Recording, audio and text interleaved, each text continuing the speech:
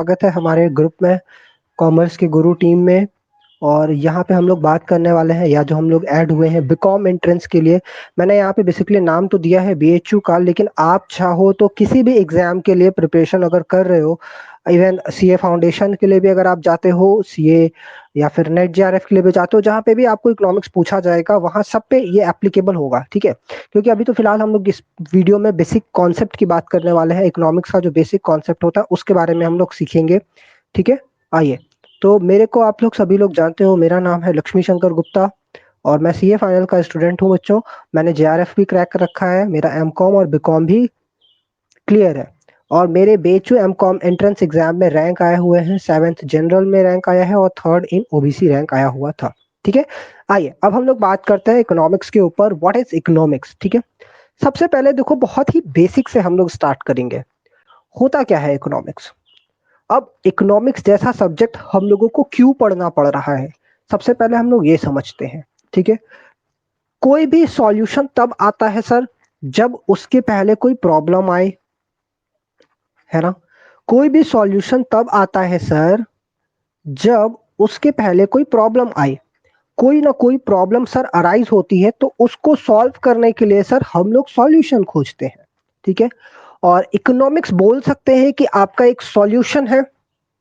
ठीक है, इकोनॉमिक्स बोल सकते हैं कि आपका एक स्ट्रक्चर है, जिसको कि हम वो स्ट्रक्चर यूज करके कई ढेर सारे प्रॉब्लम्स सॉल्व कर सकते हैं। क्लियर?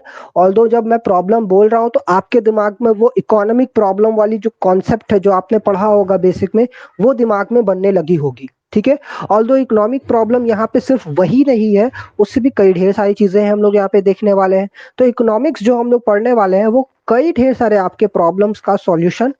चलिए, तो एक आपने ओवरव्यू बना दिया कि सर इकोनॉमिक्स कहाँ पे बात करता है। सर इकोनॉमिक बात करता है आपके रिसोर्सेज के परफेक्ट यूटिलाइजेशन पे। ठीक है, अब सर रिसोर्सेज क्या होते हैं, उसका यूटिलाइजेशन, ये सारी बातें थोड़ा सा कंफ्यूज करी। एक छोटा सा एग्जांपल दे दीजिए। जैसे सपोज कर लीजिए आज आप लोग क्लास 12th में हो। आज आप लोग क्लास 12th में हो, अभी एग्जाम्स हो जाएंगे आप लोगों के क्लास 12 के। होप कि आप लोगों का हो जाए एग्जाम, मैं यही चाहता हूं जल्दी से, क्योंकि आप लोग खुद ही एक तरीके से कंफ्यूजन में पड़े हुए हो कि आगे चलना है या अभी रुकना है या क्या करना है। बहुत सारा डाउट है आप सभी लोगों के दिमाग में। ठीक है, क्लास 12th इवन बहुत सारे लोग जो है अपने घर से बाहर होके पढ़ते हैं, या बहुत सारे लोग क्या करते हैं क्लास 12th के बाद कहीं पे जाते हैं पढ़ते हैं। और बच्चों आप लोग कहाँ पे रहोगे बताओ ना जरा? हॉस्टल पे रहोगे। ठीक है, हॉस्टल पे रहोगे और हॉस्टल पे जब जाओगे तो आपसे जो आपके पेरेंट्स हैं, सपोज कर लीजिए, वो आपसे पूछेंगे कि बताओ तुम्हें हॉस्टल पे क्या क्या चाहिए। तुम जब बाहर जाओगे तो तुम्हें क्या क्या चाहिए। देखिए होता है ऐसा, जब भी पेरेंट्स अपने बच्चों को पहली बार भेजते हैं तो वो चाहते हैं कि यार उसको कोई भी प्रॉब्लम ना आए। हर चीज का जो है वो चाहते हैं कि मेरा जो बेटा है या जो बेटी है उसको कोई भी प्रॉब्लम ना आए। तो जैसे मान लेते हैं कि आपसे जब पूछा गया कि बताइए आपकी क्या क्या नीड है, तो आपने बहुत सारा डिमांड अपने दिमाग में सोच लिया होगा। लाइक सर, मुझे या फिर जब आपकी पेरेंट्स की डिमांड आएगी तो आप जो है उसके लिए पहले से ही क्या क्या दिमाग में बनाओगे। जैसे मुझे जो है एक लाइब्रेरी चाहिए, एक लाइब्रेरी चाहिए पढ़ने के लिए। मैं पापा का फोन आएगा या मम्मी का फोन आएगा तो मैं ये बोलने वाला हूँ। दूसरा, घूमने के लिए चाहिए, मुझे टाइम चाहिए वो घूमने के लिए, पैसा चाहिए, पार्टी करने के लिए चाहिए दोस्तों के साथ। ठीक है, और पार्टी में अगर जाऊंगा तो क्लोथ्स भी चाहिए मुझे। तो ये सब चीजों के लिए मुझे पापा से बोलना पड़ेगा। क्लियर? क्लोथ्स में आपका शूज आ जाएगा, वो सारी बाकी सारी चीजें आ जाएंगी। और मैं यहाँ पे रहूंगा, इधर उधर ट्रैवल करूंगा, तो मुझे क्या चाहिए होगा बच्चों? बाइक चाहिए होगा। अब साइकिल से बात नहीं बनती है, मैं क्लास 12 पास कर चुका हूँ, अब मैं ग्रेजुएशन करने आ गया हूँ, तो मुझे इन सारी चीजों की जरूरत है। ठीक है, पार्टी चाहिए सर, और भी कई ढेर सारी चीजें हैं। जैसे मुझे वीकेंड पे वीकेंड पे मूवी जाना होगा। ठीक है, तो ये जो लिस्ट है आपकी कभी खत्म नहीं होगी। जैसे हो सकता है ये पापा जो है, आपके जो पेरेंट्स है, वो पहली बार पूछ रहे हैं। अभी उसके बाद जो है आपकी लिस्ट और बढ़ती जाएगी और बढ़ती जाएगी, बढ़ती जाएगी। बताइए बढ़ेगी कि नहीं? क्या लगता है आपको? ये लिस्ट में कभी फुल स्टॉप लगेगा? नो सर, हमेशा कॉमा लगेगा। फुल स्टॉप तो लगेगा ही नहीं, ये हमेशा क्या लगने वाला है सर? कॉमा लगने वाला है। ये मेरी जो लिस्ट है पापा से मांगने के लिए, पेरेंट्स से अपने डिमांड करने के लिए, कभी फुल स्टॉप नहीं लगता है, हमेशा कॉमा लगता है। और बच्चों पेरेंट्स की यही खूबी होती है कि वो कभी फुल स्टॉप लगने भी नहीं देते हैं। आपके जितने भी डिमांड्स होते हैं वो पूरी कोशिश करते हैं कि उसको आपको पूरा करें। ठीक है, चलिए आइए अब हम लोग आ जाते हैं टॉपिक पे। तो हमने ये बोला, अब देखिए पेरेंट्स क्या सोच रहे हैं। आपने ये बोला, आपने तो बस उन्होंने पूछा कि बताओ तुम्हारी क्या जरूरत है। क्लियर। अब जो पेरेंट्स है वो देखिए क्या करते हैं।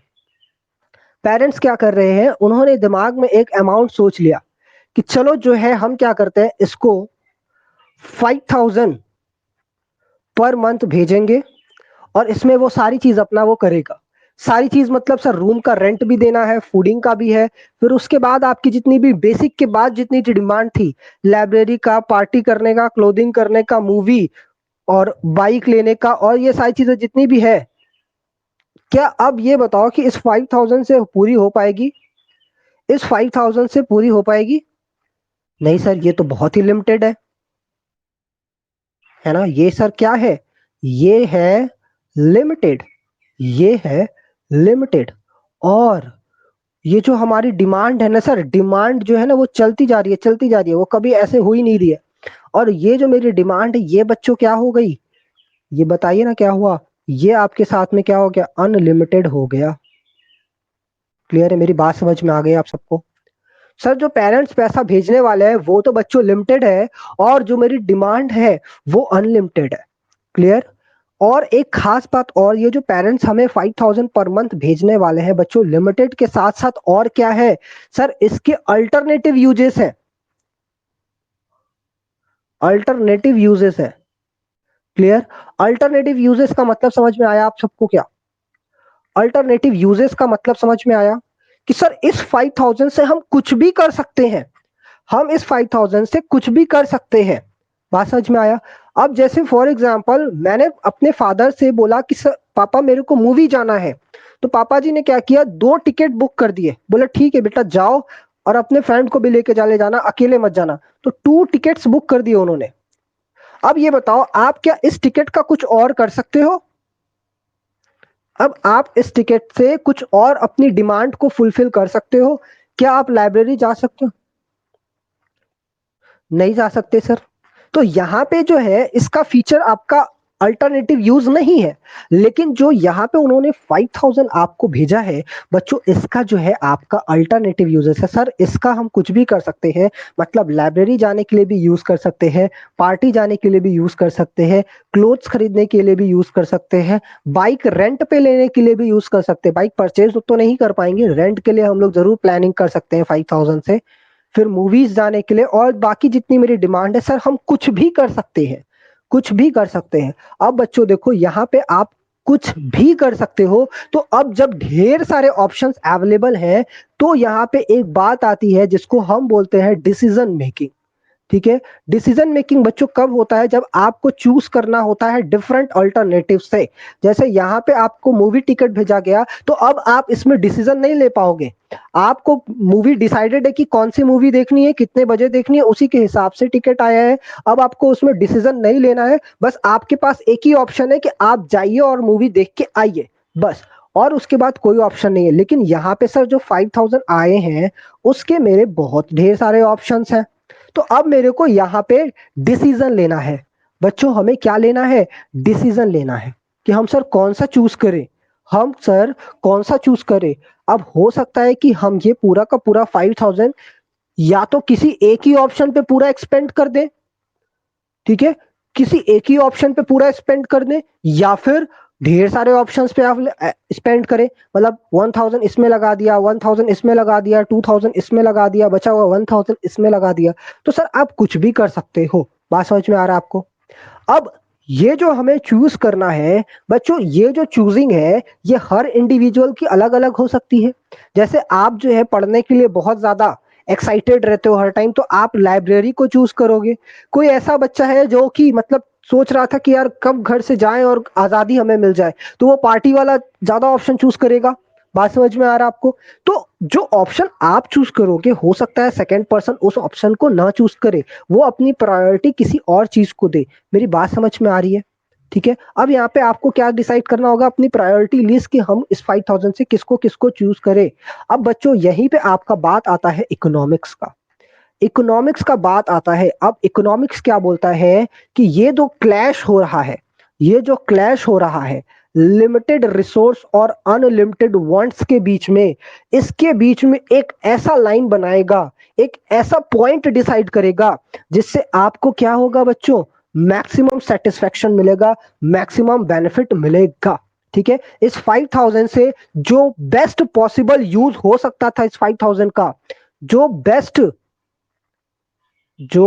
बेस्ट पॉसिबल यूज हो सकता था इस 5000 का, वो इकोनॉमिक्स आपको हेल्प करेगा कि आप इस पॉइंट तक पहुंचिए। मेरी बात सबको समझ में आई क्या? मैंने जो यहाँ पे समझाने की कोशिश की सबको समझ में आई?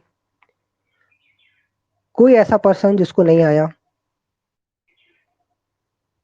सबको क्लियर है? चलिए अब हम लोग यहाँ से चलते हैं। किसी को भी बच्चे कोई भी डाउट आएगी, आपको ऑडियो ओपन करना है और स्पीक कर देना है। ठीक है, बोल देना है तुरंत, क्योंकि मैं चैट नहीं पढ़ पाऊंगा, सॉरी उसके लिए। ठीक है, आपको अपने डाउट्स को प्लीज बोलना पड़ेगा। सर यहाँ तक सारी बातें समझ में आ गई, एक बार मैं फिर से रिवाइज कर देता हूँ। ठीक है, सारी चीजों को एक बार वापस से रिवाइज कर देता हूँ। देखिए इकोनॉमिक्स में हम क्या पढ़ने वाले हैं, आपको क्या करना होगा, किसी प्रॉब्लम का सॉल्यूशन खोजना पड़ेगा, किसी प्रॉब्लम का सॉल्यूशन खोजना पड़ेगा। सर ये प्रॉब्लम कैसी हो सकती है, प्रॉब्लम को समझने के लिए मैंने एक छोटा सा एग्जांपल लिया है। जैसे सपोज कर लीजिए आप अभी क्लास 12 का एग्जाम देने वाले हो। क्लास 12 के एग्जाम या तो हो सकता है आप घर से बाहर रह के दे रहे हो दूसरे शहर में, या क्लास 12 के बाद जाने का प्लानिंग करोगे। ठीक है, अब जाने का प्लानिंग कर रहे हो, हॉस्टल पे जाने का प्लानिंग कर रहे हो। अब आपसे पेरेंट्स पूछने वाले हैं कि बच्चों बताओ आपको क्या क्या चाहिए, तो आप अपनी डिमांड की ढेर सारी लिस्ट तैयार कर लेते हो, और पेरेंट्स ने भी एक अमाउंट अपने दिमाग में फिक्स कर लिया है कि इसको बस इतना ही देना है। अब ये जो सर अमाउंट है ना सर, लिमिटेड है और इसके अल्टरनेटिव यूजेस है, मतलब सर बस इतना ही है और इसको हम कहीं भी लगा सकते हैं। प्रॉब्लम बस इन्हीं दो पॉइंट में है, एक तो ये लिमिटेड है और एक तो अल्टरनेटिव यूजेस है। ना तो ये अगर अनलिमिटेड हो जाता तो सर हम कहीं भी लगा सकते थे, हर जगह यूज करते। ठीक है, अब देखो यहाँ पे प्रॉब्लम आ रही है कि मेरे जो वांट्स है बच्चों अनलिमिटेड है, मेरे जो वांट्स है अनलिमिटेड है, इस 5000 से मैं सब कुछ अचीव नहीं कर पाऊंगा। कुछ ऑप्शन को मुझे सेलेक्ट करना होगा और कुछ ऑप्शन को बच्चों छोड़ना पड़ेगा। तो इकोनॉमिक्स जो है ना वो मेरे को हेल्प करेगा कि मैं कौन कौन से ऐसे ऑप्शंस चूज करूं और कितना कितना वो ऑप्शंस चूज करूं कि मैं उस 5000 से बेस्ट पॉसिबल यूज कर सकूं, मैं उस 5000 का बेस्ट पॉसिबल यूज कर सकूं। मेरी बात समझ में आ गई? यहां तक सबको क्लियर है? अब यहां से आगे चलें क्या? अब यहां से आगे चले,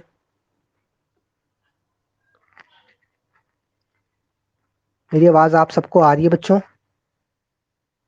क्लियर? आइए अब हम लोग आगे चलते हैं। सपोज कर लीजिए सर ये जो आपने बोला सर लिमिटेड रिसोर्सेस, ठीक है, लिमिटेड रिसोर्सेस को बच्चों हम और क्या बोल सकते हैं, आपने पढ़ा होगा इकोनॉमिक्स में, इसको बोलते हैं स्केयर। ठीक है, स्केयर। क्लियर?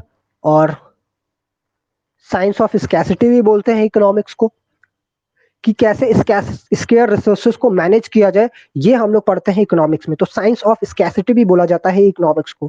ठीक है, ये सब आपके बेसिक बेसिक क्वेश्चन है जिसके लिए मैं आपको नोट्स बनवाऊंगा, दूंगा। क्लियर? आइए अब आगे चलते हैं। देखिए ये एक मूवी का पोस्टर है, इस मूवी का नाम क्या है? ये मूवी आई थी आपकी 1993 में, बहुत पुरानी मूवी है ये।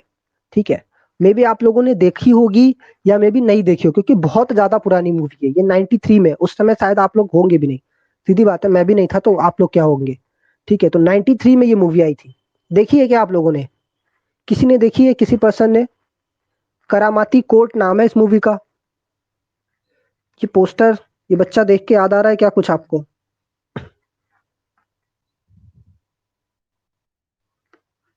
किसी ने देखी है?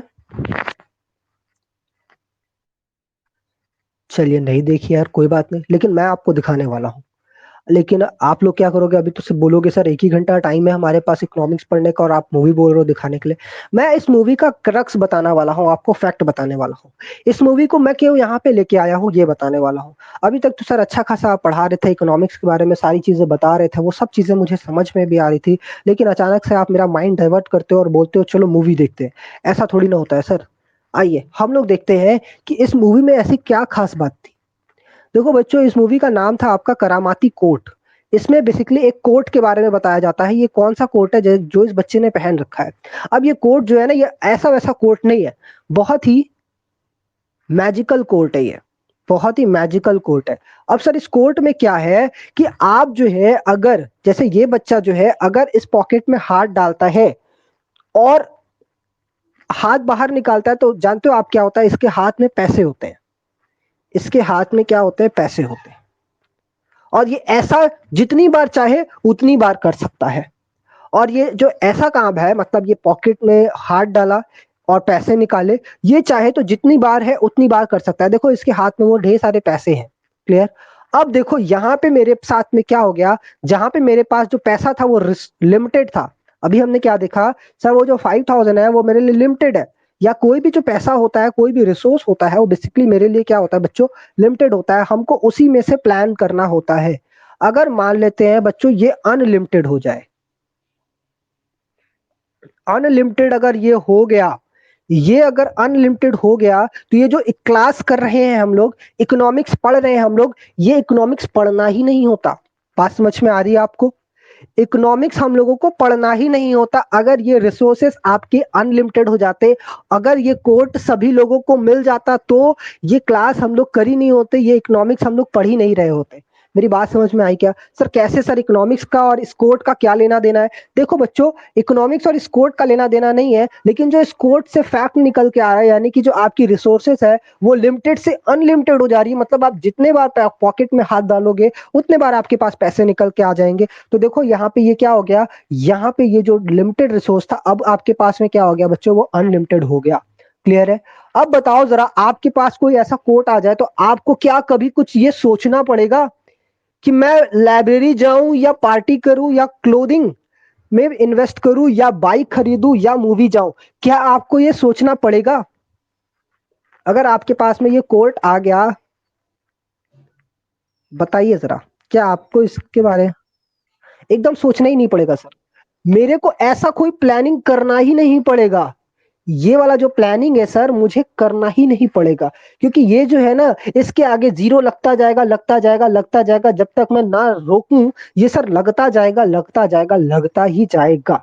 तो सर अगर ये प्लानिंग मुझे नहीं करनी पड़ेगी, मेरे पास अनलिमिटेड रिसोर्स है, तो बच्चों मैं बोल सकता हूं कि हमें इकोनॉमिक्स भी पढ़ने की जरूरत उस समय नहीं पड़ेगी। ठीक है? इकोनॉमिक्स में पढ़ने की जरूरत नहीं पड़ेगी। देखो रिसोर्स के साथ क्या खराबी है कि ये लिमिटेड है, ये स्केयर है। आपने 5000 का 1000 इस पे लगा दिया, सपोज कर लीजिए इस ऑप्शन पे 1000 आपने लगा दिया, तो इसमें से 1000 गया बच्चों, आपके पास रिमेनिंग कितना बचेगा? 4000 ही बचेगा। अब आपको इसी में से प्लानिंग करना होगा, इस बचे हुए 4000 में से ही प्लानिंग करना होगा कि सर अब क्या किया जाए, क्योंकि ये 1000 तो गया, डूब गया, कोई फायदा नहीं हुआ मेरे को। अब इस 4000 के लिए आप ज्यादा सतर्क हो जाओगे, ज्यादा क्या बोलते हैं उसको, होशियार हो जाओगे। ठीक है? लेकिन सर अगर मेरे पास ये कोट आ जाए तो मैं लाइब्रेरी भी जाके आऊंगा, मैं पार्टी भी करूंगा, मैं अलग अलग क्लोथ भी परचेस करूंगा, इवन रोज नया नया कपड़े पहनूंगा, बाइक जो बाइक मुझे पसंद आएगा वो बाइक मैं यूज करूंगा। मुझे आज ये वाली बाइक पसंद आ रही है तो मैं ये चला रहा हूँ, कल को कोई दूसरी बाइक पसंद आ जाएगी तो मैं उससे तुरंत ले लूंगा, तीसरी आ गई तो पता चला सुबह कोई और बाइक चला रहा हूँ, शाम को कोई और बाइक चलाऊंगा, ऐसा मेरे साथ में हो जाएगा। मूवी तो सर पूछो ही मत, रोज मैं मूवी ही देखूंगा दिन भर। मतलब जो मेरी डिमांड है उस पे फुल स्टॉप नहीं लगेगा, ये भी अनलिमिटेड और रिसोर्सेज भी अनलिमिटेड। तो सर इकोनॉमिक्स गया तेल लेने, हम लोग लेते हैं मजे। ठीक है? ऐसा हो जाएगा आप सब लोग के साथ। बात समझ में आ रहा है आपको?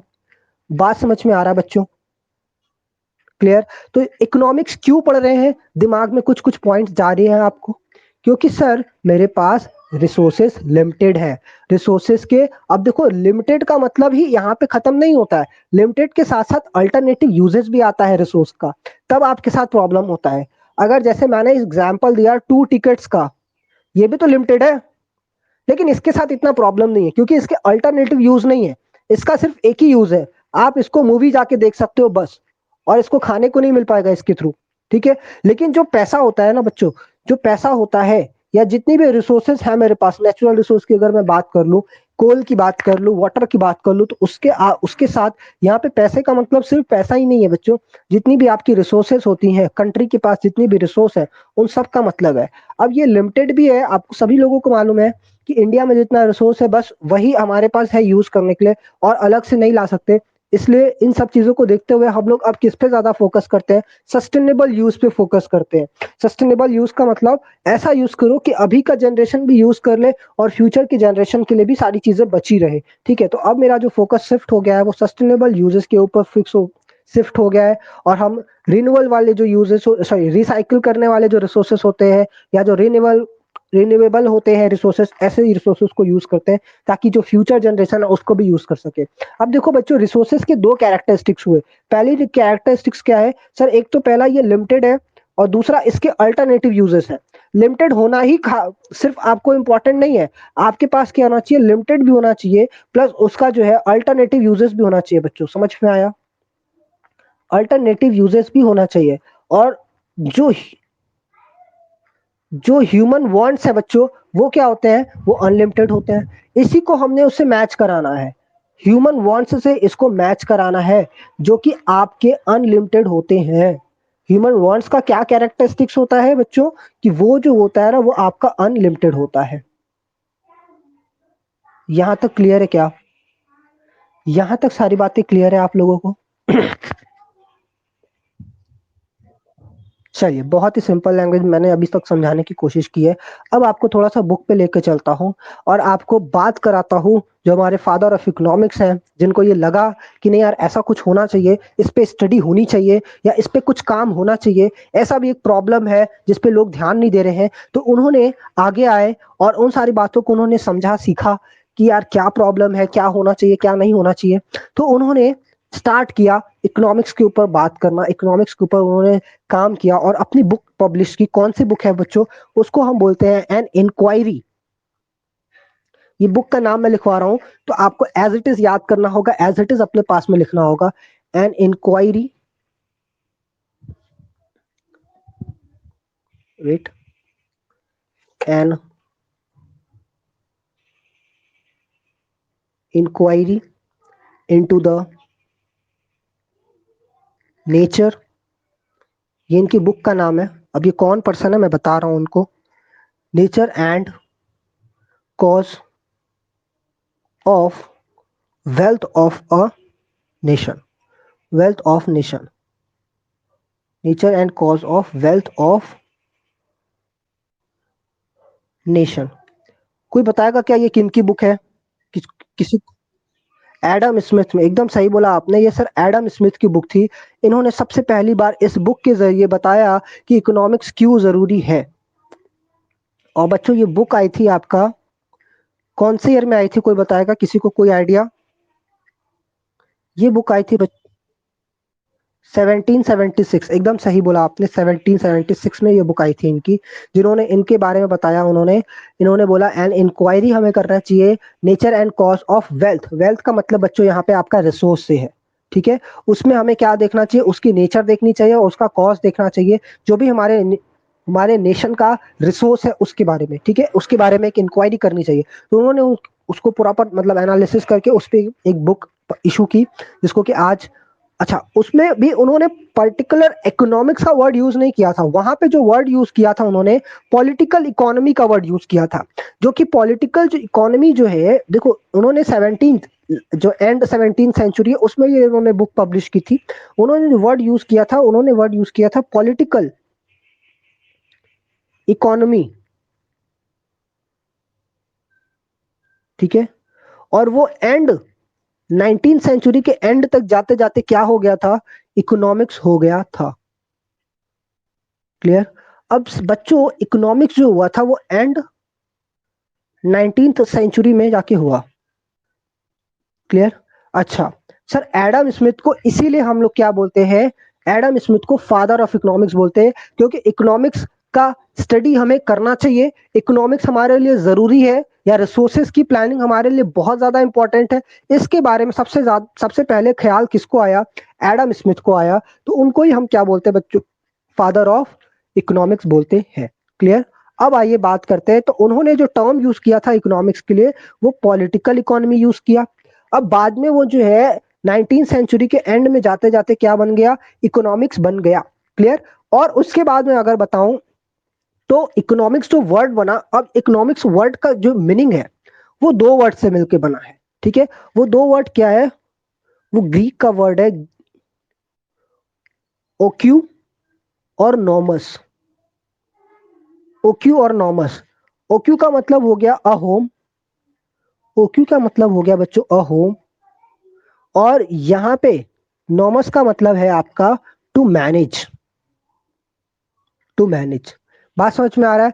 होम यानी कि होम को आपको मैनेज करना है। होम यानी कि घर हो गया।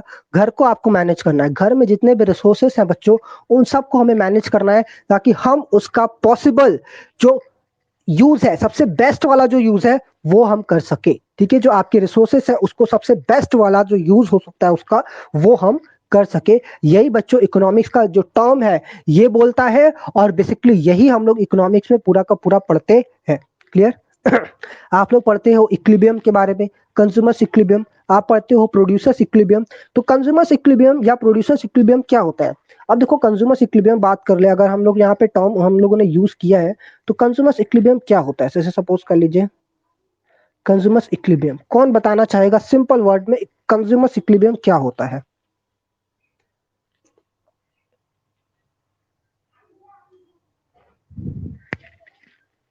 बताइए।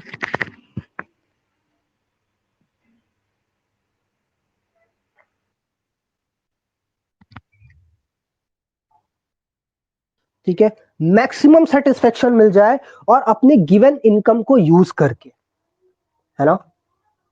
बोल सकते हैं ऐसा। क्लियर? सेटिस्फाई हो जाए, और सेटिस्फाई भी कैसा? मैक्सिमम। और उसके रिसोर्स से जितना बेस्ट वाला जो हमें रिसोर्स, देखिए होता क्या है, जैसे अभी हम लोगों ने जो एग्जांपल लिया था ऊपर 5000 वाला, अब हर आदमी उसका अलग अलग इस्तेमाल कर सकता है, जैसे मैंने बताया था। ठीक है, हर आदमी जो है उसका अलग अलग यूज कर सकता है। ढेर सारे पास उसके पास ऑप्शंस है, वो कुछ कुछ ऑप्शन चूज कर सकता है। थोड़ा सा ऑप्शन ये ले लिया, थोड़ा सा ऑप्शन वो ले लिया, मतलब अलग अलग ऑप्शंस वो चूज कर सकता है। ठीक है, तो अब मान लेते हैं अगर वो चूज करता है, तो हो सकता है या तो वो सेटिस्फेक्शन तो मिलेगा, सेटिस्फेक्शन तो हर कॉम्बिनेशन से मिलेगा। ठीक है, मान लेते हैं हमने लाइब्रेरी को चूज किया, ठीक है, मूवी को चूज कर लिया, पार्टी को चूज कर लिया, और किसी एक पर्सन ने जो है स्टडी को ज्यादा प्रेफरेंस दिया तो लाइब्रेरी को चूज कर लिया, बुक को परचेज करने का समझा। फिर उसके बाद जो है और भी क्या बोलते हैं, स्टडी मटेरियल और बाकी क्लासेस परचेज करने का सोच लिया। तो इस तरीके से, ठीक है, तो अब अलग अलग पर्सन जो है अलग अलग चीजों को प्रेफरेंस दे सकता है। क्लियर?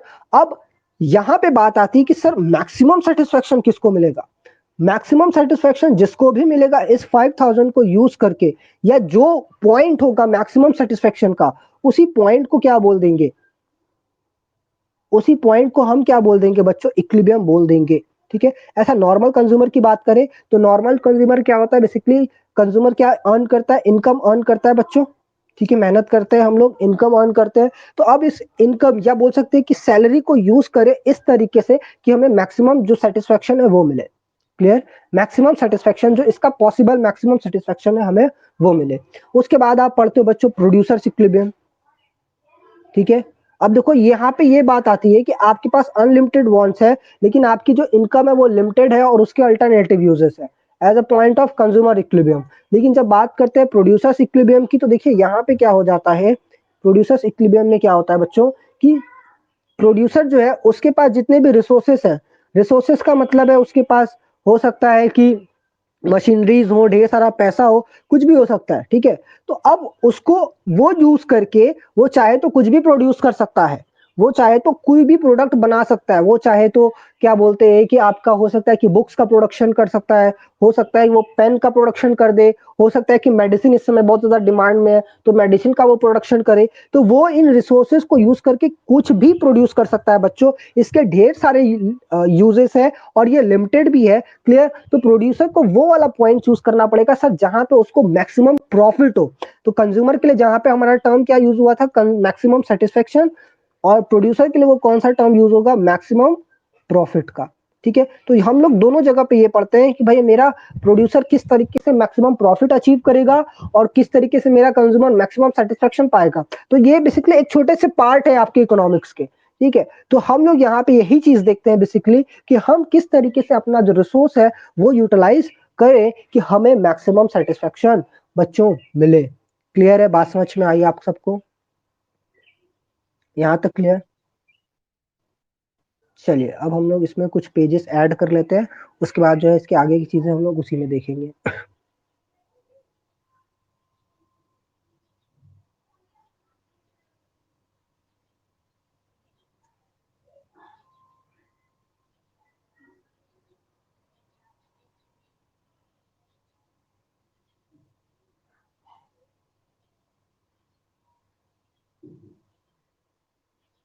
ठीक है, आइए।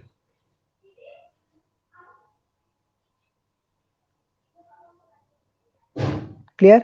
यहाँ तक हम लोगों ने चीज़ों को देखा। एडम स्मिथ ने अपनी बुक पब्लिश की, जहाँ पे वो बात करते हैं सबसे पहले इकोनॉमिक्स के बारे में। तो उस समय उन्होंने पॉलिटिकल इकोनॉमी बोला, और 19th सेंचुरी के एंड में आते-आते वो जो टर्म है वो इकोनॉमिक्स हो गया, और इकोनॉमिक्स का जो टर्म का मीनिंग है, वो हम लोगों ने देख लिया। ठीक है? अब उसके बाद जो है बहुत सारे लोग आए और बहुत सारा उन्होंने डेफिनेशन दिया, बहुत सारा इकोनॉमिक्स को और वो लोग ब्रॉड लेकर के गए। क्लियर? क्योंकि वहाँ पे उन्होंने जो एडम स्मिथ थे बस एक व्यू दिया कि यार ऐसा भी कुछ होना चाहिए था। फिर उसके बाद जो है अलग-अलग लोग आते गए, जिसमें से एक थे आपके Robinson, Robins. Clear? L Robins, professor Robins भी हम इनको बोलते हैं। तो रॉबिन्स ने क्या किया था? रॉबिन्स ने अपनी एक उनकी बुक थी, उसको लॉन्च किया उन्होंने। उनके बुक का क्या नाम है, किसी को मालूम है? उनके बुक का नाम है nature and significance, nature and significance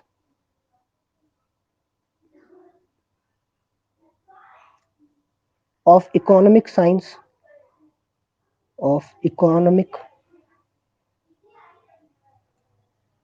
science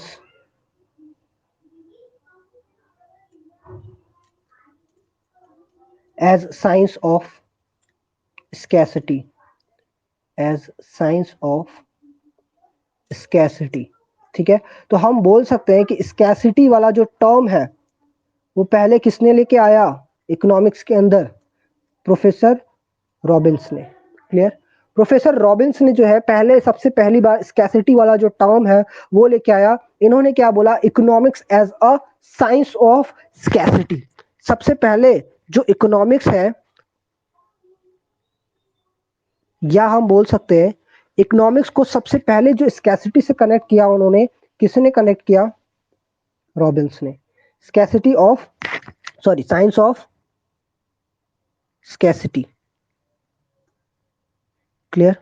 तो उन्होंने सबसे पहले बोला कि भाई हमारा जो इकोनॉमिक्स है, तो यहाँ पे देखिए उन्होंने क्या अपनी बुक का नाम रखा था, टाइटल क्या रखा? Nature and significance of economic science as science of scarcity. तो यहाँ पे इन्होंने साफ बोला कि जो आपके इकोनॉमिक साइंस के, जो इकोनॉमिक साइंस के आपके नेचर एंड सिग्निफिकेंस है, अब हम उसको कैसे यूज करेंगे? As a science of scarcity. ठीक है? As a science of scarcity के लिए हम लोग यूज करेंगे, मतलब जो स्केयर रिसोर्सेस है उसको स्टडी करने के लिए हम लोग इकोनॉमिक्स का यूज करने वाले हैं। ठीक है? तो बोल सकते हैं कि स्कैसिटी को टर्म को पहले सबसे पहली बार इकोनॉमिक्स में लेके आने वाले कौन थे हमारे? तो हमारे वो थे रॉबिन्स। क्लियर है?